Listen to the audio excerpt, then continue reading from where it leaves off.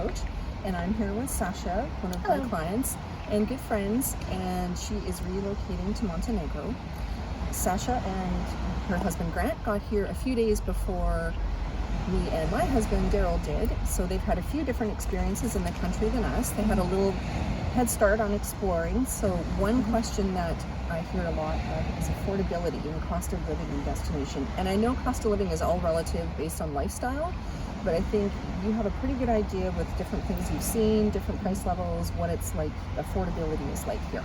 Yeah, so I find that Montenegro was actually more affordable and on par with Nicaragua, where we just came from.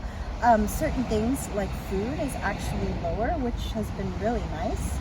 I want to say it's probably half the price as in the US if you're looking for a certain tier of quality.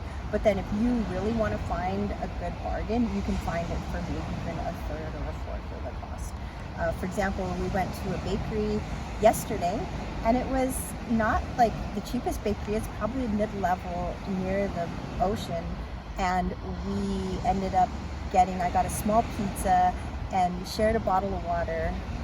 Grant got a pastry called a burek, which is a flaky pastry that's got some meat in it, and it's pretty filling. It's like a meat pie, but pretty good portion. And I think our entire bill was $7.20 euros. Yeah, I love the bakeries here. They're awesome. It's great. You can go out for lunch, and like you said, two people can eat for under 10 euro. Yeah. We've actually been to bakeries where we can eat under 5 euro, because the bureks that you talk about are usually 2 euro. Some have been even €1.80 each, and they're big. They're enough for a lunch to hold you over, so that's great. What about grocery stores? What are grocery stores like here? For me, grocery stores have been very reasonable. The food has been very fresh, and that's what I've been really enjoying. And then you see some imported foods from Italy, but still like the pasta sauces and stuff have been very reasonable and very good quality. I would say that compared to Nicaragua, which had some foods that were imported from the US, the prices are lower than that. So that's been very good. One thing that surprised me was household goods have been very reasonable. And I was surprised by that because in certain economies or countries outside the US, luxury goods tend to be a lot more than you could find in the US because I think they're imported. But here, I don't know if it's imported or not, but it's very reasonable. And mentioning household goods, you have been apartment shopping and you've chosen an apartment. So what's that like? What are cost of apartments? And the cost of apartments has varied. We've seen things from a 2-bedroom for 400 euros all the way up to, a 2-bedroom in a luxury apartment for 1,200 euros, which I still think is a lot more reasonable than in some other countries. So it really depends on what you're looking for, and one could probably find something even lower than that.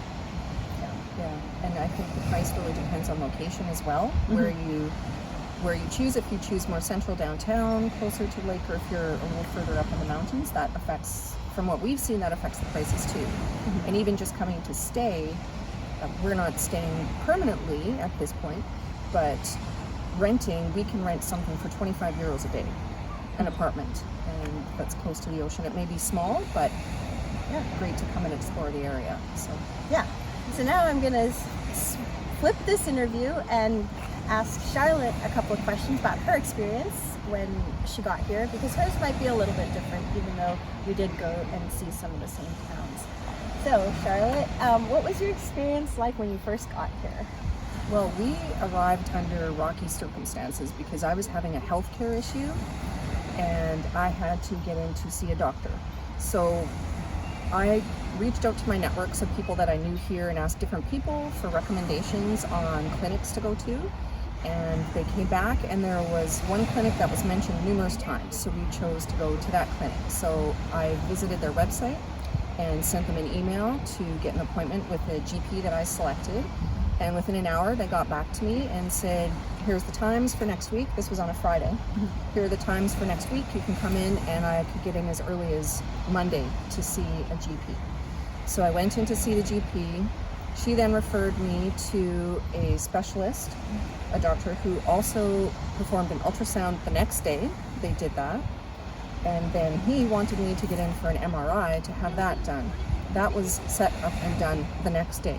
All of this done within that amount of time. I had my MRI completed and the results emailed to me by Thursday morning at 9:30 a.m., which to me was completely shocking from what I hear in Canada. I mean, I would not have even gone in to see a GP in that time to have me checked out.